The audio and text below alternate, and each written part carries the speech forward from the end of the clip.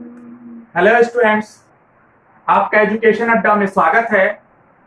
और मुझे उम्मीद है कि आप लोग अच्छे होंगे, हेल्दी होंगे और लॉकडाउन का संपूर्ण तरीके से पालन कर रहे होंगे और घरों पर सुरक्षित होंगे और अच्छी तरीके से पढ़ाई कर रहे होंगे। आज मैं इस कड़ी में आपको बच्चों एक नेक्स्ट टॉपिक मैथमेटिक्स का बताने जा रहा हूं, जो कि बहुत ही इंपॉर्टेंट टॉपिक है, बहुत से एग्जाम्स में आता है और जितने भी कॉम्पिटिटिव ज्यादातर एग्जाम्स हैं उसमें आपका प्रोबेबिलिटी पूछा जाता है। प्रोबेबिलिटी का जब नाम आता है तो बच्चों के मन में एक डाउट्स आ जाता है, उनको ये टॉपिक कठिन लगता है, उनको समझने में दिक्कत आती है, उनके अंदर कंफ्यूजन बहुत सारे होते हैं। इसका रीजन ये है कि या तो वो इसको अच्छी तरीके से पढ़ते नहीं है या उनको अच्छी तरीके से समझाया नहीं जाता है। जब बच्चे इसको अच्छी तरीके से समझते नहीं है तो उनके अंदर क्या होता है, प्रोबेबिलिटी से दूर भागने लगते हैं और प्रोबेबिलिटी को कठिन मानने लगते हैं। लेकिन मैं आपको बताऊं, प्रोबेबिलिटी बहुत ही अच्छा टॉपिक, इंटरेस्टेड टॉपिक है। यदि इसको आपने अच्छे से समझ लिया, बेस इसका अच्छे से समझ लिया, जान लिया, तो आपका प्रोबेबिलिटी बहुत ही आसानी से हो जाएगा और एग्जाम्स में अच्छे से आप बोर्ड एग्जाम्स में और अदर कॉम्पिटिटिव एग्जाम्स में अच्छे से इसको अटेम्प्ट कर पाएंगे और नंबर्स को कैरी कर पाएंगे।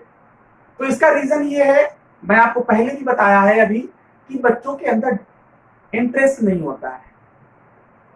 अगर आपको कोई भी टॉपिक पढ़ना है, यदि आप किसी भी चीज में महारत हासिल करना है तो उस चीज में आपको इंटरेस्ट डेवलप करना पड़ेगा। आपको इंटरेस्ट डेवलप करना चाहिए। जो भी हमको इस टाइम सुन रहे हैं, तो मेरा यही कहना है कि आप प्रोबेबिलिटी में पहले इंटरेस्ट डेवलप करिए कि प्रोबेबिलिटी क्या होता है, प्रोबेबिलिटी कैसे वजूद में आया है, प्रोबेबिलिटी का यूज क्या है। तो जब ये सारी चीजें पता चलेंगी तो बच्चे को पढ़ने का दिल अपने आप होने लगेगा।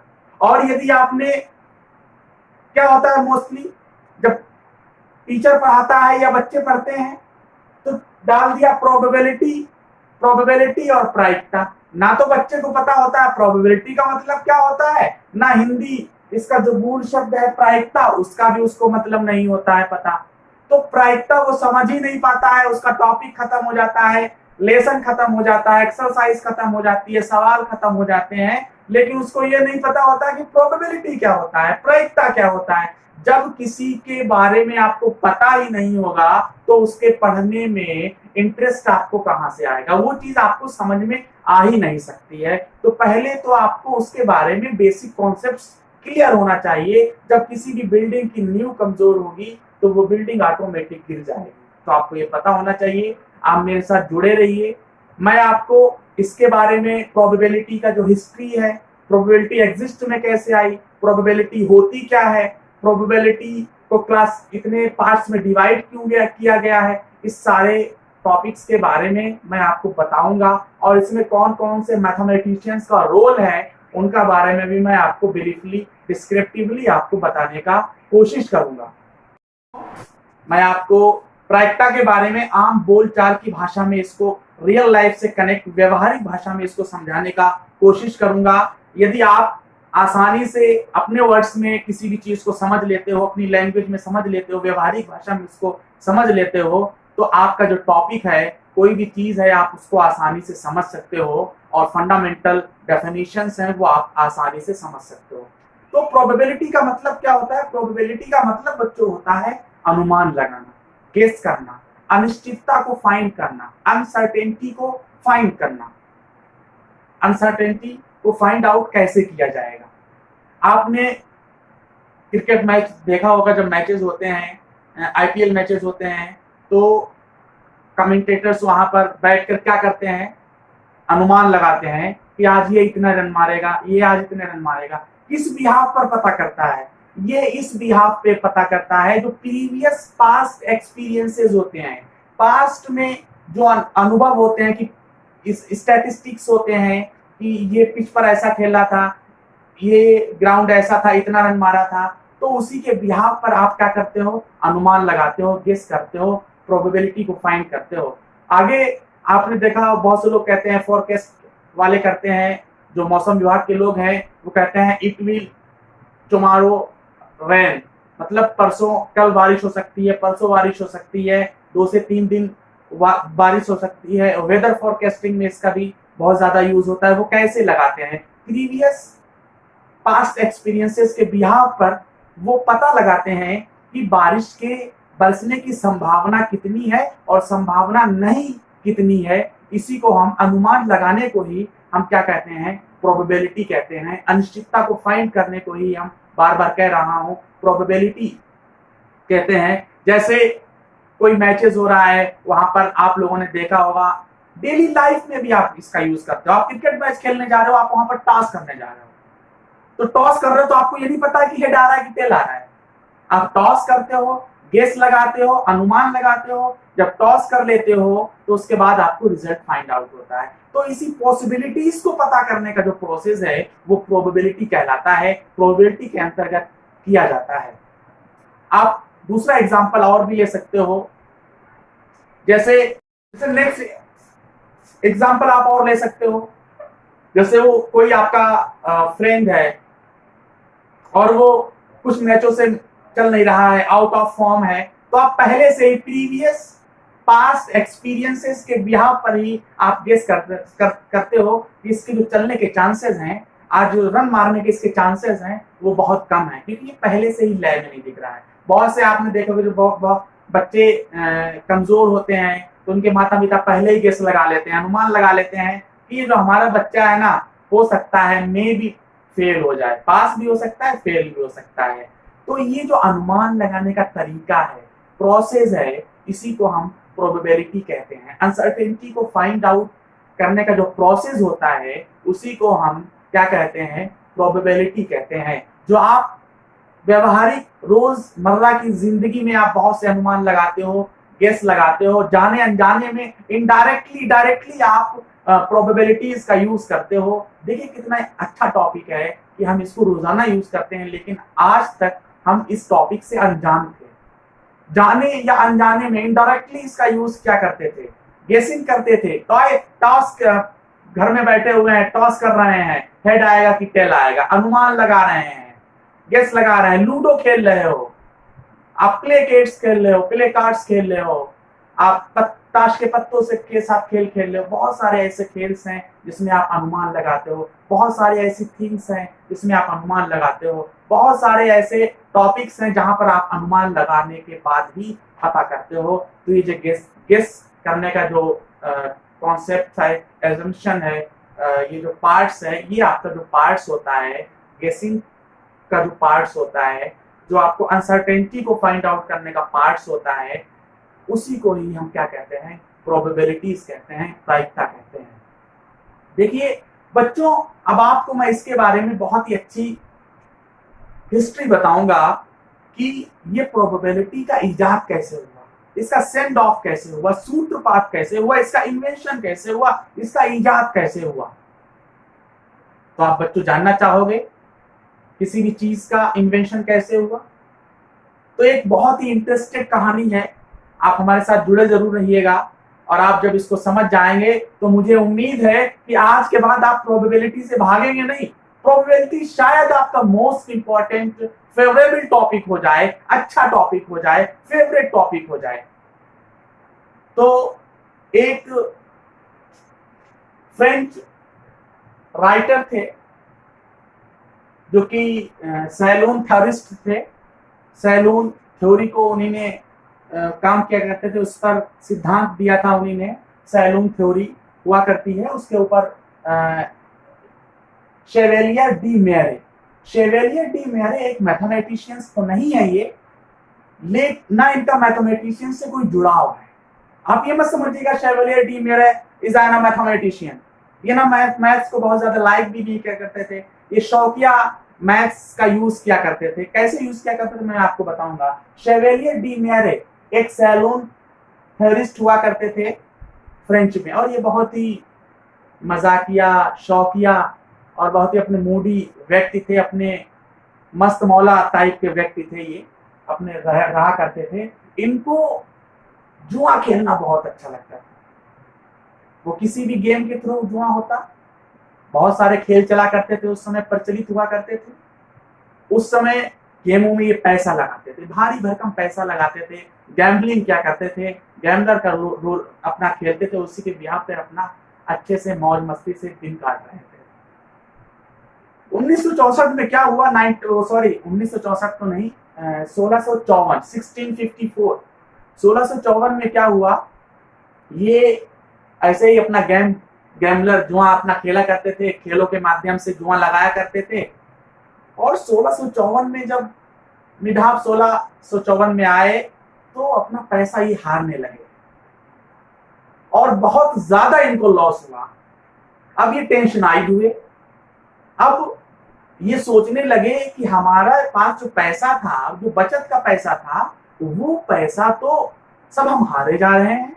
आगे आने वाले टाइम में तो हमारी बिल्कुल ही जेब खाली हो जाएगी।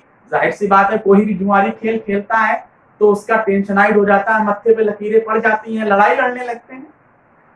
तो जब ये टेंशनाइड हुए तो इनके एक मिलने वाले थे, इन्होंने अप्रोच किया। उस समय मैथमेटिशियन थे फ्रेंच में, पास्कल साहब का नाम आपने सुना होगा।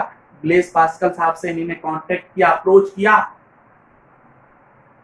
जब अप्रोच किया, इन्होंने पूरी दास्तान बताई कि साहब ये बात है, मैं हार रहा हूँ, आप तो मैथमेटिक्स के अच्छे खासे मैथमेटिशियन हैं, तो आप हमारी मदद करिए। कुछ आंकड़े मैं आपको दे रहा हूँ, कुछ मैं आपको डाइस प्रॉब्लम्स दे रहा हूँ। तो डाइस का एक गेम हुआ करता था उस समय, जैसे आजकल लूडो चल रहा है। तो डाइस का एक सर्टेन प्रॉब्लम्स को पास्कल साहब ने सॉल्व किया और अपने फ्रेंड्स थे ब्लेस पास्कल के पियरे डी फर्मेट के साथ उन्होंने डिस्कशन किया। ये भी फ्रेंच मैथमेटिशियन हुए हैं। पियरे डी फर्मेट के साथ सर्टेन डाइसेस प्रॉब्लम्स को सॉल्व किया और सॉल्व करने में बड़ा मजा आता था उनको, और अच्छे से डिस्कस किया करते थे। और तो आगे चलकर इन्होंने अच्छा इन्वेंशन किया, अच्छा खासा योगदान दिया, और धीरे धीरे यहीं से एक हम कहें जो शुरुआत हो गई। कुछ लोग कहते भी हैं कि जो प्रोबेबिलिटी की शुरुआत है वो जुआ से हुई है, तो वो कहना गलत नहीं है।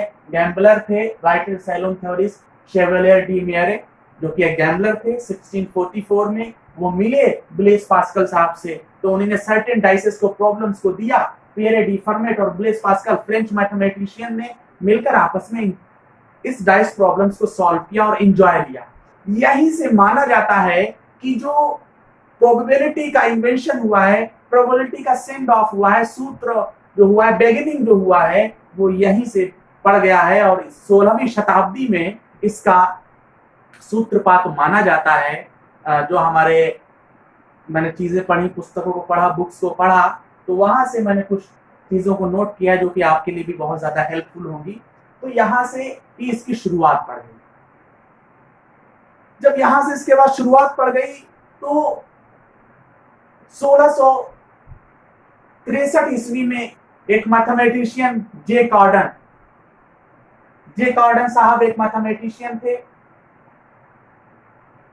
उन्होंने 1663 में ही एक बुक्स लिखी प्रोबेबिलिटी के ऊपर, book on games of chance. Book games on chance के ऊपर जो फर्स्ट बुक प्रोबेबिलिटी की लिखी गई, वो आपकी book on games of chance के ऊपर लिखी गई। और यहीं पर से प्रोबेबिलिटी के क्षेत्र में धीरे धीरे बहुत ज्यादा नोटेबल मैथमेटिशियंस, मार्कोगोरोव साहब, एन मार्कोव साहब एंड बहुत सारे मैथमेटिशियंस, लाप्लास हैं, बर्नौली साहब हैं, इन्हीं ने नोटेबल योगदान दिया और यहीं से इसकी शुरुआत हो गई। और धीरे धीरे इसमें बहुत ज्यादा प्रोग्रेस होने लगा। और आज की तारीख में मैं आपको बताऊं, आज की डेट में इसका यूज मेडिकल साइंस में, बायोलॉजिकल साइंस में, कॉमर्स में, जेनेटिक्स में, वेदर फोरकास्ट आदि क्षेत्रों में एक्सटेंसिवली इसका उपयोग किया जा रहा है। और जब इतना ज्यादा इसका उपयोग है और तो इसको सीखना भी बहुत अच्छे से चाहिए। और मैं उम्मीद करता हूं ये टॉपिक आपको अच्छा लगा होगा। और कुछ बच्चे पढ़ते हैं 9th में भी प्रोबेबिलिटी का चैप्टर रख दिया, कहते हैं मैं टीचर एज ए टीचर पढ़ाता हूं बच्चों को, सर 9th में भी प्रोबेबिलिटी थी, 10th में भी प्रोबेबिलिटी थी, 11th में भी प्रोबेबिलिटी है, 12th में भी प्रोबेबिलिटी है। जब ये क्वेश्चन बच्चे मुझसे करते हैं तो मैं उनको जवाब यही देता हूं कि जो क्लासिफिकेशन ऑफ प्रोबेबिलिटी हुआ है 4 भागों में इसको विभाजित किया गया है। क्लास 9th में आपको एक्सपेरिमेंटल अप्रोच ऑफ प्रोबेबिलिटी के बारे में पढ़ाया जाता है। आपने वहां पर ऐसे सवाल देखे होंगे जो आप डेली लाइफ में उसको करते हैं या उसको आप सवालों के माध्यम से उनको अनुभव करते हैं। तो क्लास 9th में आप एक्सपेरिमेंटल अप्रोच ऑफ प्रोबेबिलिटी के बारे में एनालिसिस करते हैं और किसी भी अनसर्टेनिटी को फाइंड आउट करते हैं। किसी भी पास कोई भी गेम है या कोई भी चीज है उसमें पास या फेलियर को जानने की कोशिश करते हैं एक्सपेरिमेंटल अप्रोचेस के द्वारा। आपने 9th क्लास में बहुत ज्यादा सवाल लगाए होंगे जो कि आपने एम्पिरिकल वैल्यूज को फाइंड आउट किया होगा, उन आंकड़ों का अनुभव किया होगा डेली लाइफ में, और उन डेली लाइफ में जो आपने अनुभव किया है या प्रैक्टिकल किया है उसका जो आपका एनालिसिस किया जाता है, वहां पर जो स्टडी की जाती है वो एक्सपेरिमेंटल अप्रोच के तहत की जाती है। 9th क्लास में यहाँ पर एक फार्मूला जो लगाया जाता है वो PE बराबर यही होता है, टोटल नंबर ऑफ ट्रायल्स और इज हैपेंड। एक्सपेरिमेंटल अप्रोच में आपने एक प्रोबेबिलिटी का फार्मूला भी पढ़ा होगा, इसका जो आधार बेसिक फार्मूला है आपने इसका स्टडी किया होगा, number of trials in which the event happened बटे टोटल नंबर ऑफ ट्रायल्स के बारे में इसके एक सूत्र पढ़ा होगा। इसके बाद आपने क्लास 10th में देखा होगा, क्लास 10th में थ्योरेटिकल प्रोबेबिलिटी और क्लासिकल प्रोबेबिलिटी, इसको जो प्रपोज किया था वो लाप्लास साहब ने किया था। लाप्लास साहब ने एक फार्मूला दिया था P इज इक्वल टू संभावित परिणामों की संख्या बटे कुल संभावित परिणामों की संख्या। P इज इक्वल टू एक सूत्र दिया था, आपने क्लास 10th में पढ़ा होगा, नहीं पढ़ा होगा तो मैं आगे आपको डिस्क्रिप्टिवली पढ़ाऊंगा इसको, थ्योरेटिकल प्रोबेबिलिटी और क्लासिकल प्रोबेबिलिटी। देखिए क्लासिकल प्रोबेबिलिटी का जरूरत क्यों पड़ा, थ्योरेटिकल प्रोबेबिलिटी का जरूरत क्यों पड़ी, इससे काम क्यों नहीं चला। भाई साहब एक्सपेरिमेंटल प्रोबेबिलिटी अप्रोचेस में प्रोबेबिलिटी में आपने उन प्रैक्टिकल्स को किया, उन प्रेक्षणों को किया जो आसानी से किए जा सकते हैं। जैसे किसी एक झोले में गेंदें रखी हैं, उनको निकालना डालना ये आसान है। किसी भी एक सिक्के को निकालना, अनुमान लगाना आसान है। डाइस को फेंकना, इसको आप आसानी से कर सकते हो। लेकिन कुछ बहुत सारे ऐसे प्रैक्टिकल्स हैं, उनको एक ही बार करें, दोबारा अगर करने के लिए जाएंगे तो बहुत सारा नुकसान हो सकता है, बहुत ज्यादा डिफिकल्टीज आ सकती हैं।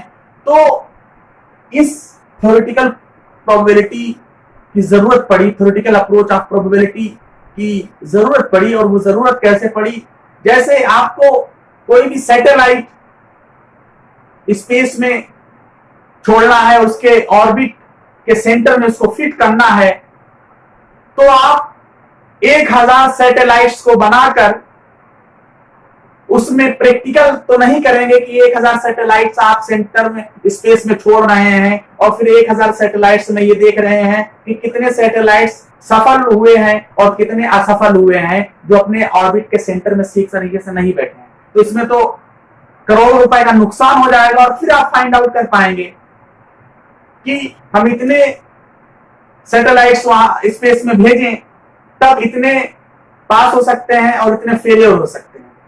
तो बहुत ज्यादा लागत आएगी, जो कि एक डिफिकल्टी टास्क है, आप इसको आसानी से नहीं कर सकते हो। तो यहां पर जरूरत पड़ती है पास्ट एक्सपीरियंसेस की, प्रीवियस एक्सपीरियंसेस की, जो आपने भूतकाल में अनुभव किए हैं सैटेलाइट्स के। तो उन ग्राफिक्स को आप पढ़ते हैं कि इतनी बार जब सैटेलाइट्स को इस तरीके से भेजा गया तो इतनी बार इसका सफल प्रक्षेपण हुआ और इतनी बार इसका असफल हुआ। तो उसी के बिहाफ पर ही हम क्या करते हैं, हम वहां पर प्रोबेबिलिटी को फाइंड आउट कर लेते हैं। तो प्रोबेबिलिटी को फाइंड आउट करते हैं, सूत्र आपके पास है, कुल परिणामों की संख्या और ऊपर डिनोमिनेटर में अनुकूल परिणामों की संख्या, favourable cases upon total number of cases. आपने सूत्र पढ़ा इसी के बिहाफ पर। दूसरा, आपने जैसे आपने बिल्डिंग बनाई, और जब बिल्डिंग बनाई तो आप ये गेस करना चाह रहे हैं, अनुमान लगाना चाह रहे हैं, पता लगाना चाह रहे हैं कि इसकी कितनी पॉसिबिलिटी है, इसकी कितनी अनसर्टेनिटी है कि अगर कोई भूकंप का झटका आता है, भूकंप आता है, तो ये बिल्डिंग गिरेगी कि नहीं गिरेगी। क्या फिर आप भूकंप आने का रास्ता देखोगे और बिल्डिंग को गिराने का नजारा देखोगे? तो ये तो पॉसिबल है नहीं। तो इन ग्राफिक्स के बिहाफ पर ही हम क्या करते हैं, क्लासिकल थ्योरी का एजम्पशन के आधार पर ही क्लासिकल थ्योरी का मान लेते हैं, और क्लासिकल थ्योरी के बिहाफ पर ही हम इसको याद करते हैं, और इसी को हम थ्योरेटिकल प्रोबेबिलिटी या क्लासिकल थ्योरी कहते हैं। जो ग्राफिक्स के प्रीवियस पास्ट एक्सपीरियंसेस के बिहाफ पर ज्ञात किया जाता है, इसका यूज यहां पर किया जाता है, जो कि क्लास 10th में हमने इसको अच्छी तरीके से पढ़ा है। उसके बाद आपने फिर क्लास 11th में और 12th में स्टैटिस्टिकल अप्रोच पढ़ा होगा। स्टैटिस्टिकल अप्रोच का मतलब उनका आंकड़ा बनाकर टेबल बना ली, और उसके बिहाफ पर हम स्टैटिस्टिकल अप्रोचेस के बिहाफ पर हम प्रोबेबिलिटी निकालते हैं। सूत्र वही लगता है बेसिक। अब आगे सवाल ये आता है कि चलिए नंबर ऑफ सर्टेन प्रैक्टिकल्स हुए, प्रयोग हुए, तो मैं पॉसिबिलिटीज को फाइंड आउट कर लेता हूं, अनसर्टेनिटी को फाइंड आउट कर लेता हूं। जहां पर ऐसा प्रैक्टिकल हो रहा हो जिसमें असंभव परिणाम आने की आशंका हो, इम्पॉसिबल परिणाम आने की आशंका हो, वहां पर हम एक्सियामेटिक अप्रोच ऑफ प्रोबेबिलिटी का अध्ययन करते हैं, स्टडी करते हैं। इसका जो श्रेय जाता है वो मैथमेटिशियन है कोलमोगोरोव साहब। कोलमोगोरोव साहब ने ही एक्सियामेटिक अप्रोच ऑफ प्रोबेबिलिटी का इन्वेंशन किया, और इन्हीं ने इस पर एक किताब लिखी, बेस ऑफ प्रोबेबिलिटी। एक्सियामेटिक अप्रोच के ऊपर का यूज करके बेस ऑफ प्रोबेबिलिटी एक बुक लिखी, और इस बुक्स में एक्सियामेटिक अप्रोच के बिहाफ पर निकालने का जो तरीका है, इसमें हम सेट थ्योरी का यूज करते हैं, समुच्चय सिद्धांत के सूत्रों का यूज करते हैं, और उसके माध्यम से एक्सियामेटिक अप्रोच ऑफ प्रोबेबिलिटी के बारे में स्टडी करते हैं, जिसमें आपका बेस थ्योरम है, टोटल थ्योरम ऑफ प्रोबेबिलिटी है। ये सब टॉपिक मैं अगले आपके लेक्चर में दूंगा, और इस लेक्चर में आपको मैं उम्मीद करता हूं कि आप प्रोबेबिलिटी का पूरा कॉन्सेप्ट समझ गए होंगे, प्रोबेबिलिटी के बारे में समझ गए होंगे कि प्रोबेबिलिटी क्या होता है। और इसके बावजूद भी अगर आपको कोई डाउट हो तो कमेंट सेक्शन में आप कमेंट करिएगा और मुझे बताइएगा। इसके आगे का जो टॉपिक है, randomly experiment, total sample space, events, mutually exclusive, जो टाइप्स ऑफ इवेंट्स हैं, mutually exclusive events, exhaustive events, dependent events, independent events, आगे मैं नेक्स्ट लेक्चर में बताऊंगा। Thank you.